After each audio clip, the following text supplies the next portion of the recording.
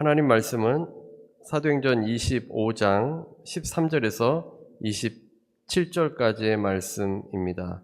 사도행전 25장 13절에서 27절까지입니다. 사도행전 25장 13절에서 27절입니다. 우리 같이 함께 13절부터 27절까지 함께 합독하겠습니다.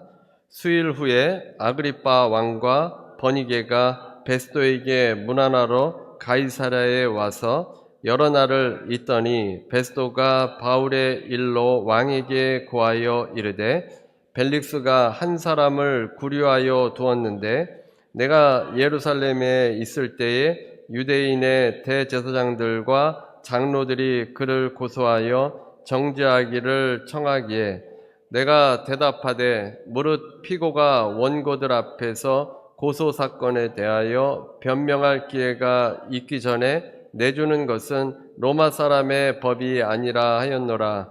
그러므로 그들이 나와 함께 여기 오매 내가 지체하지 아니하고 이튿날 재판자리에 앉아 명하여 그 사람들을 데리고 왔으나 원고들이 서서 내가 짐작하던 것 같은 악행의 혐의는 하나도 제시하지 아니하고 오직 자기들의 종교와 또는 예수라는 이가 죽은 것을 살아있다고 바울이 주장하는 그 일에 관한 문제로 고발하는 것뿐이라. 내가 이 일에 대하여 어떻게 심리하는지 몰라서 바울에게 묻되 예루살렘에 올라가서 이 일의 신문을 받으려 한즉 바울은 황제의 판결을 받도록 자기를 지켜주기를 호소하므로 내가 그를 가이사에게 보내기까지 지켜두라 명하였노라 하니 아그리빠가 베스도에게 이르되 나도 이 사람의 말을 듣고자 하노라. 베스도가 이르되 내일 들으시리다 하더라.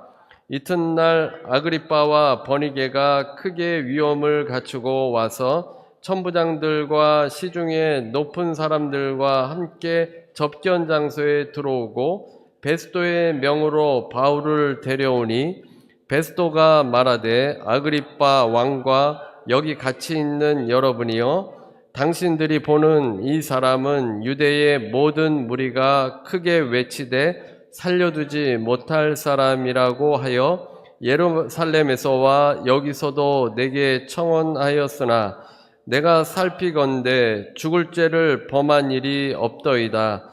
그러나 그가 황제에게 상소한 거로 보내기로 결정하였나이다. 그에 대하여 황제께 확실한 사실을 아랠 것이 없으므로 신문한 후 상소할 자료가 있을까 하여 당신들 앞, 특히 아그리빠 왕 당신 앞에 그를 내세웠나이다. 그 제목도 밝히지 아니하고 죄수를 보내는 것이 무리한 일인 줄 아나이다 하였더라. 아멘. 예, 오늘은 내가 살피건대 라는 제목의 말씀으로 함께 은혜를 나누겠습니다. 이번 주 국민일보 겨자시에 이런 예화가 있었습니다. 삶이 힘든 두 사람이 길을 가다가 풀밭에 누워있는 소를 보고 부러워했습니다. 그들은 똑같이 소원을 빌었습니다. 소가 되게 해주세요. 소가 되게 해주세요. 두 사람 모두 소원대로 됐습니다. 그런데 한 사람은 몸과 마음 전부 소가 됐는데 다른 한 사람은 겉모습만 바뀌고 마음은 그대로 사람이었습니다. 몸과 마음 모두 소가 된 사람은 삶이 너무도 편안했습니다. 하지만 사람의 마음을 가진 채 몸만 소가 된 사람은 평안하지 않았습니다.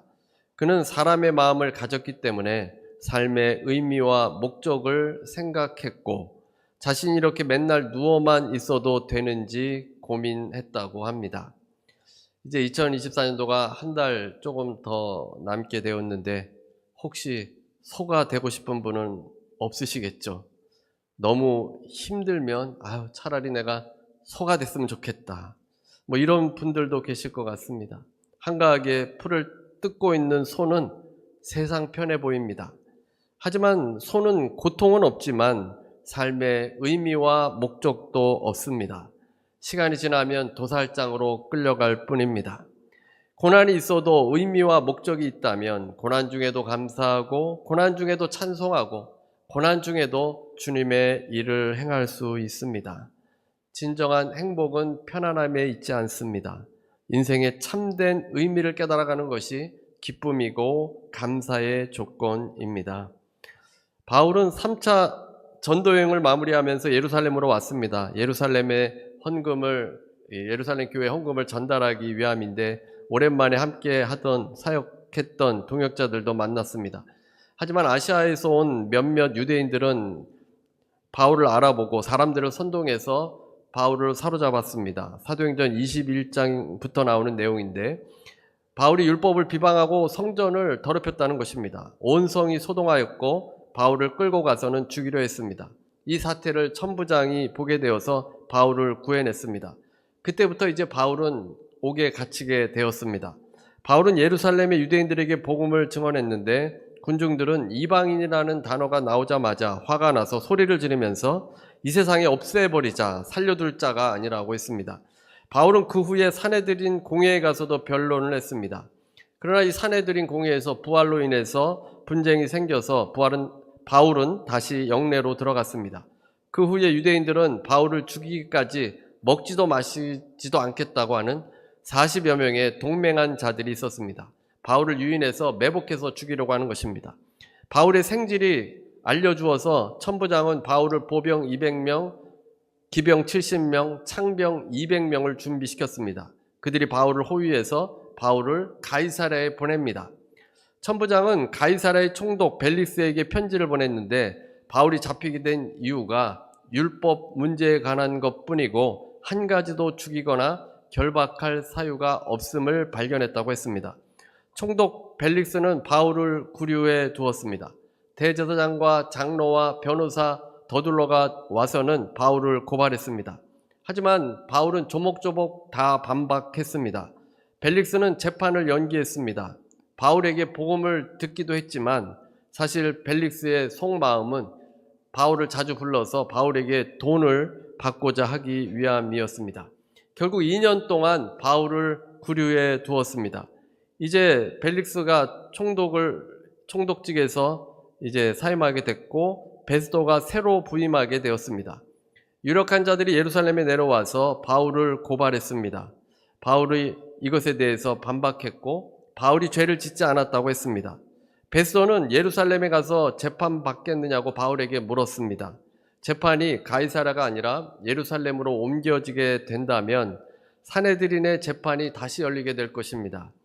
이전에 부활 문제로 서로 분쟁해서 재판이 무산됐지만 만약에 다시 산헤드린에서 이 문제를 다루게 된다면 바울을 매복해서 죽이거나 아니면 재판에서 중재를 끌어낼 것입니다. 이에 바울은 가이사에게 간다고 했습니다. 로마 황제 가이사에게 항소한다고 했습니다. 바울의 사명이 로마에 있기 때문에 그곳으로 가고자 한 것입니다. 이제 오늘 본문으로 이어집니다. 13절입니다. 오늘 본문 13절. 수일 후에 아그리빠 왕과 버니게가 베스도에게 문안하러 가이사랴에 와서 아그리빠 왕과 버니게가 총독 베스도를 문안하러 가이사랴까지 왔습니다. 아그리빠가 누구입니까? 아그리빠는 AD 41년에서 44년까지 유대를 다스렸던 헤롯 아그리빠 1세의 아들입니다. 유다 왕 헤롯의 아들입니다. 그의 아버지가 17세에 죽게 되어서 유대를 통치하기에는 너무 어린 나이이기 때문에 로마에서는 총독을 통해서 이 유대 땅을 다스리도록 했습니다. 버니게는 누구입니까? 버니게라는 이름의 뜻은 승리의 소유자라는 뜻인데 헤롯 아그리빠 1세의 큰딸이었습니다. 버니게는 벨릭스 전 총독의 처인 드루실라의 언니입니다. 아그리빠가 이제 새로 부임해 온 총독을 만나기 위해서 버니게와 함께 이 아그리빠 왕이 내려온 것입니다. 이제 아그리빠와 버니게가 머무는 동안 베스도가 바울의 일로 아그리빠에게 상의합니다. 재판을 열었지만 바울에게 혐의가 없고 악행의 혐의가 없다는 것입니다. 하나도 제시하지 못했습니다. 19절입니다. 오늘 본문 19절. 오직 자기들의 종교와 또는 예수라 하는 이가 죽은 것을 살아있다고 바울이 주장하는 그 일에 관한 문제로 고발하는 것뿐이라. 유대인들이 고소하는 것은 자기들의 종교에 관한 것이었고 예수라는 사람이 죽었다가 살아났다고 주장하는 것뿐이라는 겁니다. 이것은 종교적인 문제이지 로마 법에 전혀 위법되는 것이 없었습니다. 베스도는 바울이 황제에게 항소한다고 했는데 로마에 이제 바울을 보내야 되는데 죄가 없는 바울을 어떻게 처리해야 할지 몰랐습니다. 그래서 아그리빠 왕에게 도움을 요청합니다. 로마 황제에게 항소하려면 죄목을 붙여야 하는데 아그리빠 왕은 뭔가를 좀 만들어낼 줄로 생각을 한 것입니다. 그래서 그 다음날 바울을 만나게 됩니다. 23절입니다. 25장 23절.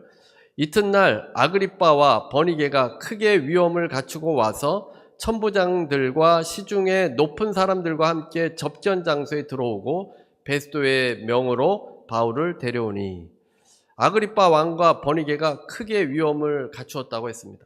높은 사람들과 함께 이제 접견 장소로 가게 됩니다. 아그리빠와 버니게가 자신을 과시하기 위해서 위험 있고 호화찬란한 모습으로 신문을 위한 장소인 접견 장소로 들어가게 되어졌습니다. 재판은 이미 바울의 항소 요구로 인해서 끝난 상태입니다. 바울은 로마 황제의 판결을 받겠다고 했습니다. 아무리 아그리빠 왕이라 하더라도 이 항소 요구를 번복시킬 수는 없습니다. 그래서 지금 다시 재판이 열리는 것이 아니라 공청회나 청문회 형식으로 이제 서로 묻고 질문하는, 답하는 그런 형식이었습니다. 가이사랴 최고의 권력자들과 실력자들이 참석했습니다. 이들은 5명의 천부장과 시의회 의원과 총독의 고문 등이 참석했을 겁니다. 아그리빠가 크게 위험을 갖추었다라고 했는데 어떤 모습이겠습니까? 왕이 입는 자주색 예복을 입고 이마에는 금으로 된 머리띠 모양의 왕관을 썼을 겁니다. 왕이니까 휘황찬란하게 그렇게 입고 나타납니다. 베스도는 총독인데 국가행사 때 주홍색 예복을 걸치기 때문에 그 예복을 걸치고 나타났을 겁니다. 그래서 접견 장소에는 저마다 화려하고 권위를 내세우는 옷을 입고 나타났을 것입니다. 그러면 바울은 어떤 모습이겠습니까? 우리가 아는 것처럼 바울은 외모가 출중하지 못했습니다. 바나바하고 전도여행을 다닐 때도 사람들은 바나바에게 주로 집중을 했습니다. 바울은 대머리에 안장다리이고 코는 구부러진 모습, 매부리코였다고 합니다. 초라한 몰골을 하고 그 자리에 서 있습니다. 이제 다 모인 자리에서 베스도는 유대 사람들이 바울을 살려두지 못할 사람이라고 해서 청원을 했다고 했습니다. 예루살렘뿐만 아니라 가이사랴에서도 베스도에게 청원을 했습니다. 유대인들은 이 초라한 한 사람을 죽이기 위해서 혈안이 되어 있는 겁니다. 베스도가 이렇게 말합니다. 25절입니다. 25절. 내가 살피건대 죽일 죄를 범한 일이 없더이다. 그러나 그가 황제에게 상소한 고로 보내기로 결정하였나이다. 유대인들은 사람들의 선동에 의해서 바울을 죽여야 할 사람으로 생각했습니다.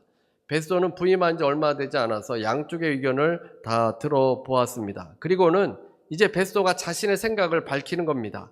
베스도가 살펴보니까 이 사람 바울은 죽일 만한 죄를 범한 일이 없다는 것입니다. 아무런 죄가 없습니다.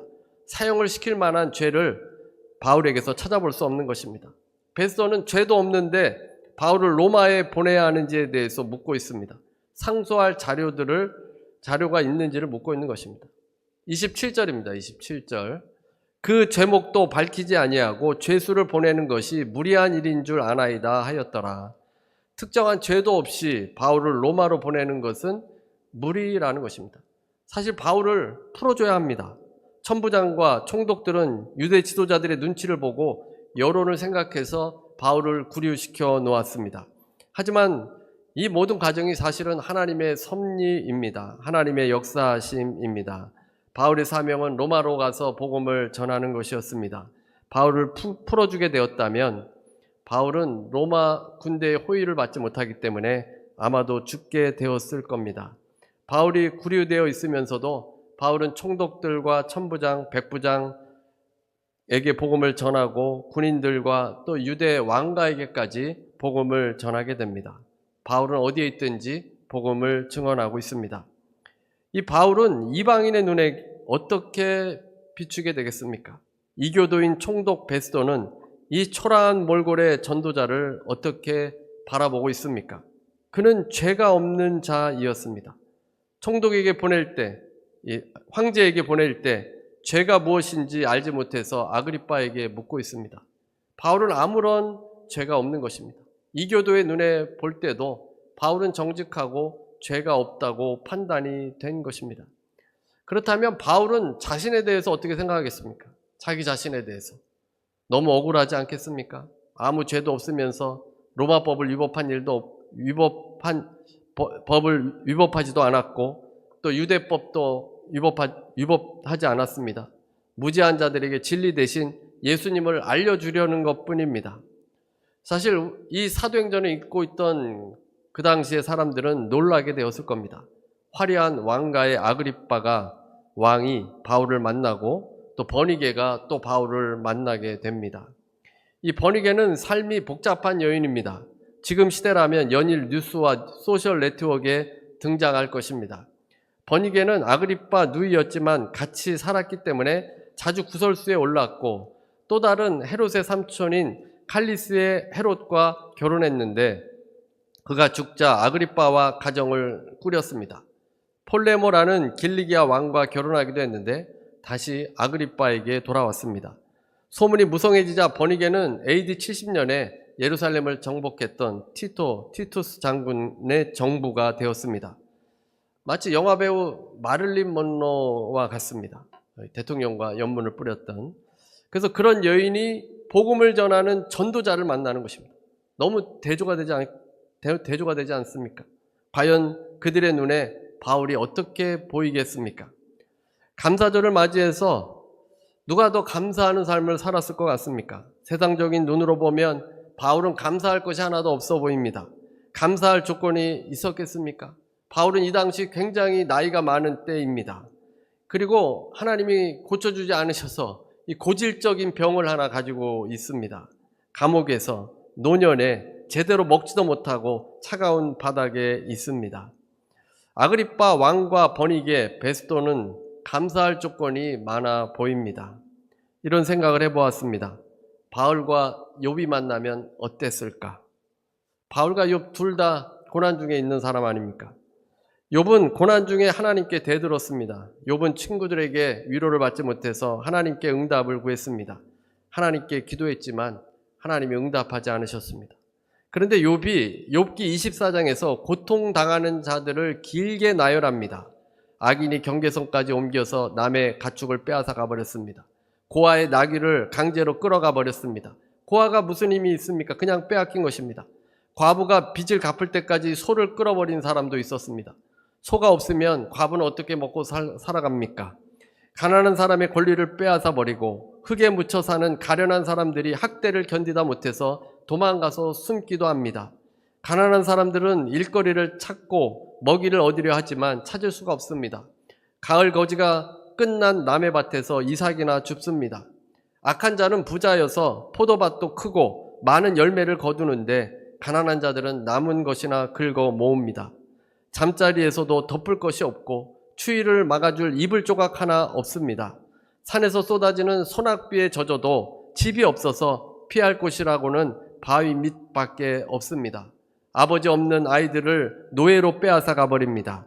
가난한 사람이 빚을 못 갚는다고 사랑하는 자식을 빼앗아 가버립니다. 내용이 이것뿐만이 아닙니다. 더 길게 나열되어 있습니다. 욥은 상세하게 고통당하는 사람들을 지켜보고 기록을 했습니다. 욥이 하나님께 응답을 들으려고 했습니다. 왜 나만 고난을 받아야 합니까?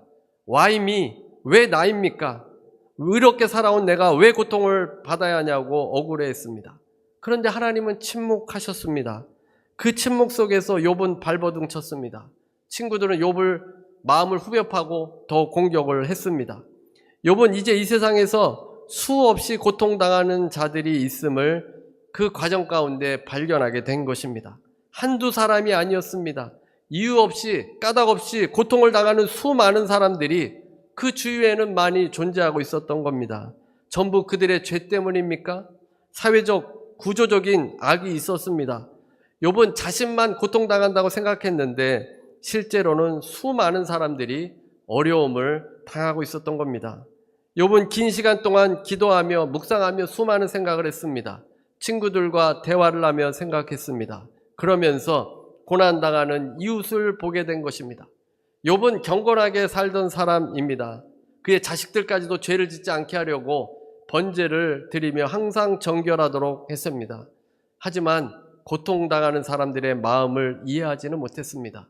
지혜 있는 자들과 유력한 자들과 생활하는데 고난당하는 사람들이 눈에 들어올 리가 없습니다. 고난 중에 욥은 눈이 열려서 함께 고난 속에서 신음하고 있는 사람들이 보이게 된 것입니다. 욥이 자기에게 초점이 맞춰져 있었는데 이제 다른 사람에게 시선이 가게 된 것입니다. 김기현 목사는 우리의 고난은 다른 사람의 고난을 보게 될 때 끝나게 된다라고 했습니다. 우리가 고난을 당하는데 나 아닌 다른 사람의 그 고난을 내가 느끼고 고통스러워할 때 내 고난의 문제가 끝나게 된다는 것입니다. 욥은 비로소 고난당하는 자들을 보면서 공감하는데 욥의 고난이 끝나기 시작합니다. 바울이 욥을 만나면 어떤 말을 해주었겠습니까? 해야 할 일을 말해주지 않았겠습니까? 고난 속에 주저앉아 있지 말고 주님의 부르심을 깨달으라, 이런 이야기를 해줬을 것 같습니다.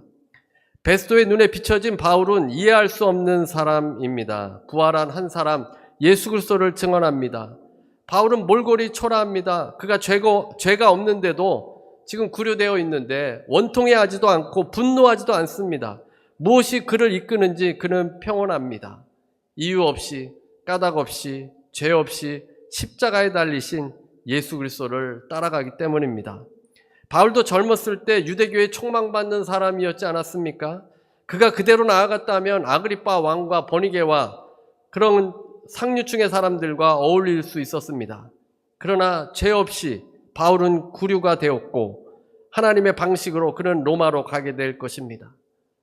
쇠사슬에 묶여서 재판을 받으러 가는 겁니다. 그럼 바울이 생각하는 것은 오직 사명을 이루는 것입니다. 우리 인간을 긍휼히 여기신 주님께서 이 땅에 오셔서 고난당하는 수많은 사람들과 함께 하셨습니다. 사랑이 많으시고 긍휼히 여기시는 하나님이십니다. 이 세상의 관점에 따라 살지 않으며 예수 그리스도를 따라 사는 바울을 사도행전이 자세하게 묘사하는 이유입니다. 이 부분을 상당히 긴 분량의 기록을 하였습니다. 아마도 사도행전을 읽으면서 왜 이렇게 이 부분을 많이 기록해놨나 이런 생각이 드실지 모릅니다. 사도행전에 보면 이 사도들의 일들을 빠르게 막 진행을 하다가 사도 바울이 예루살렘에 오면서부터 갑자기 천천히 진행하고 있습니다. 뭔가 중요한 거를 말씀해 주기 위해서 빨리빨리 지나가지 않는 것입니다. 영화도 보면 이 슬로우 비디오로 나오지 않습니까? 뭔가 중요하고 뭔가 이 보는 사람들로 하여금 메시지를 주려고 하면 좀 천천히 하는데 사도행전에서 이 부분이 천천히 진행되고 있습니다. 유럽의 수많은 곳을 전도하고 많은 열매를 맺었지만 짧게 지명만 언급된 곳도 많습니다. 그러나 총독과 대제사장들과 사내들인 공회원들과 아그리빠 왕과 버니게까지 매우 자세하게 사도행전은 많은 분량을 할애하면서 우리에게 말씀을 증거합니다. 재판과 구류가 반복되었습니다. 이방인이었고 이교도였던 총독 베니스에 비친 바울의 모습을 묘사해 주고 있습니다. 예수 믿는 사람, 사도였던 바울의 삶을 통해서 어떤 삶이 신앙생활인지를 보여주고 있는 겁니다. 오늘은 추수감사주일 예배입니다. 감사절이 되면 우리가 감사의 조건들을 생각하지 않습니까? 올 한 해를 돌아봐도 감사할 조건들이 많습니다. 그 조건들을 가지고 우리가 감사하기도 합니다. 가정과 직장과 건강을 지켜주신 것도 감사하고 모두 하나님께 영광과 찬송을 드립니다. 그런데 감사의 조건이 떠오르지 않으면 어떻게 합니까? 너무 고난이 많아서 하나님께 감사하기보다는 더 고통과 아픔 중에 불평이 나옵니다. 오늘 본문에서와 같이 2년 동안 가이사랴의 감옥에 구류되어 있는 바울은 어떤 감사를 드렸겠습니까? 다음 장 26장에 나옵니다. 바울이 자신이 어떻게 살아왔는가를 다시 접견 장소에서 설명합니다. 바울은 자신이 살아오면서 이런 말을 남깁니다. 26장 29절입니다. 26장 29절. 오늘 내 말을 듣는 모든 사람도 다 이렇게 결박된 것 외에는 나와 같이 되기를 하나님께 원하나이다. 바울은 접견 장소에 그 상류층 사람들이 다 모여있는 그곳에서 다 자신과 같이 되길 원한다는 겁니다. 자신이 묶여있는 이 구류된 것을 제외하고 모든 사람들이 정말 나와 같이 되기를 원한다는 것입니다. 그것이 바울의 감사 아니겠습니까? 그렇다면 바울과 같이 되는 것은 무엇을 말합니까? 26장 18절입니다. 26장 18절. 그 눈을 뜨게 하여 어두움에서 빛으로 사탄의 권세에서 하나님께로 돌아오게 하고 죄사함과 나를 믿어 거룩하게 된 무리 가운데서 기업을 얻게 하리라 하더이다. 예수님을 만난 바울에게는 큰 변화가 있었던 겁니다. 눈을 뜨게 되어서 어두움에서 빛으로 나오게 되었습니다. 사탄의 권세에서 하나님께로 돌아오게 되었습니다. 죄사함을 받고 기업을 얻게 된 것입니다. 죄사함과 주님께 받은 그 사명으로 인해서 바울은 감사하고 그 길을 묵묵히 걸어가고 있습니다. 자신과 같이 모든 사람이 그렇게 되기를 원한다고 했습니다.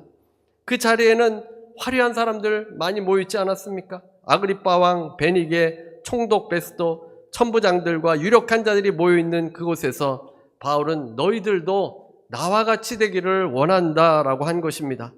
바울의 변화를 설명하면서 죄사함과 주님의 부르심대로 살기를 원한다는 것입니다. 이것을 깨달은 바울은 높은 자들을 깨우고 있습니다. 그것에 모인 유력자들을 깨우고 있는 겁니다. 화려한 옷을 입고 권위 있는 옷, 위엄 있는 그런 옷을 입었지만 그들은 모두 어두움에 있는 자들입니다. 나와 같이 되기를 원한다. 빛 가운데 있기를 바울이 원하는 것입니다. 이것이 바울이 항상 하나님께 불평하지 않고 감사함으로 살았던 이유입니다. 여러분, 구원의 은혜로 감사하고 있습니까? 주께서 나에게 주신 기업으로 감사하고 있습니까?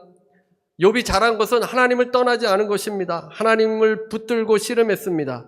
그러다가 그는 고난당하는 이웃을 보게 된 것입니다. 그가 해야 할 남은 생은 이웃을 섬기며 살아가는 일입니다. 바울이 온갖 고생을 하면서 구류 상태로 로마로 가고자 하는 것도 이웃사랑입니다.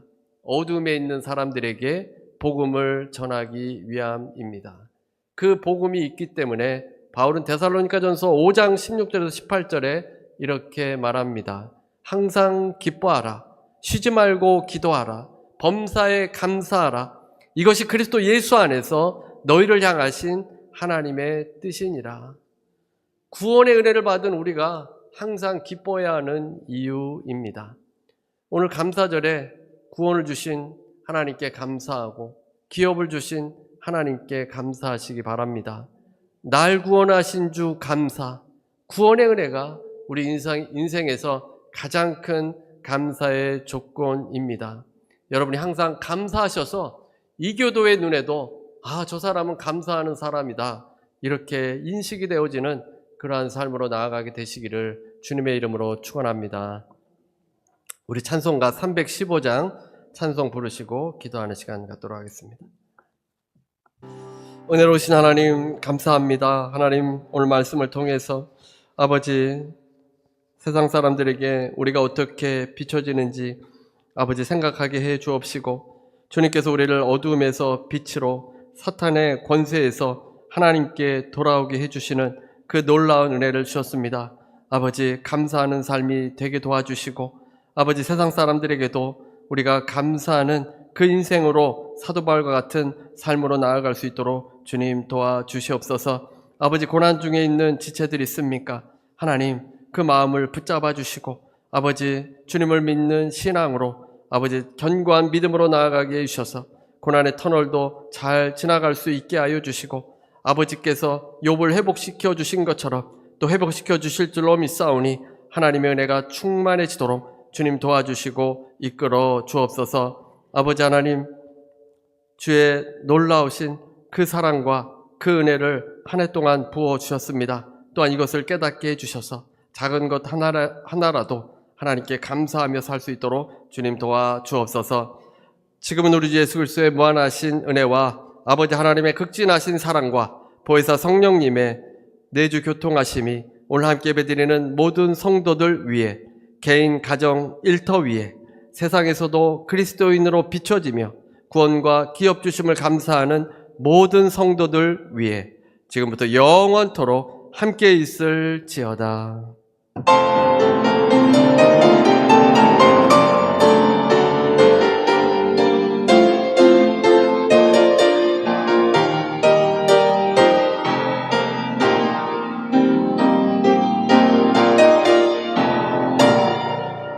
하나님께 감사의 박수 드리겠습니다.